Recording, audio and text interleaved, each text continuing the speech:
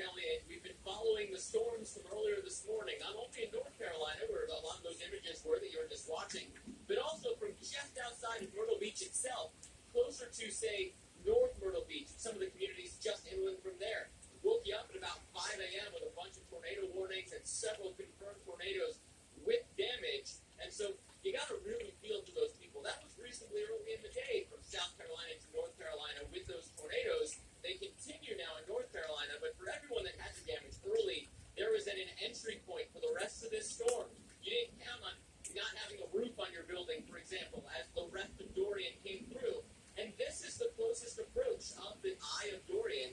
That's what we're seeing right now. And that's why it's so gusty and, so windy out here, and we're still seeing some pretty good rain. We got well over 7 inches of rain already in Myrtle Beach, and those numbers continue to increase.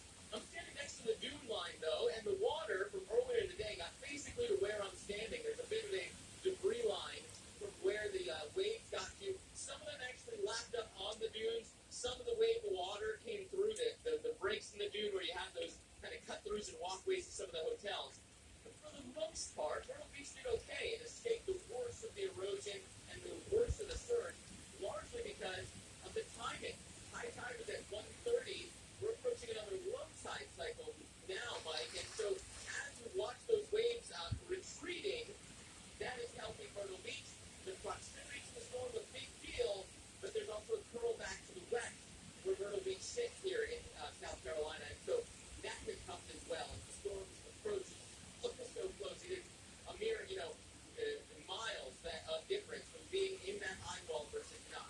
Over to you. That's amazing. Myrtle Beach about as close as Dorian has been to the U.S. so far. Now starting to push a little bit away from you, Mark. We think that comes from North Carolina. It's certainly going to be at risk, and tornadoes have been an issue we're following all day today because of Dorian. We have a tornado watch until 7 o'clock tonight. That's likely going to be extended. It does include just about all the eastern North Carolina. So know that is a risk. You can see these outer bands that are spiraling on through. We have one tornado warning to update Juan. This is just outside of New Bern. So heavy rain that comes with it as well. So flooding is an ongoing issue. Craven and Jones counties under that tornado warning. That goes until 5:30 this evening. A little bit of rotation around Coast City. We urge you to take shelter very, very quickly in that location. We'll time it out for you. Grange is around 5:49 and the Hookerton around 6:04. Again, the lowest level of your home, ground level, and make sure you get to an interior room. Protect your head and your neck. There's a look at the hurricane, 105-mile-per-hour winds. It's Category 2, moving northeast now at 10 miles per hour. Its closest approach here is Myrtle Beach, South Carolina. But let's show you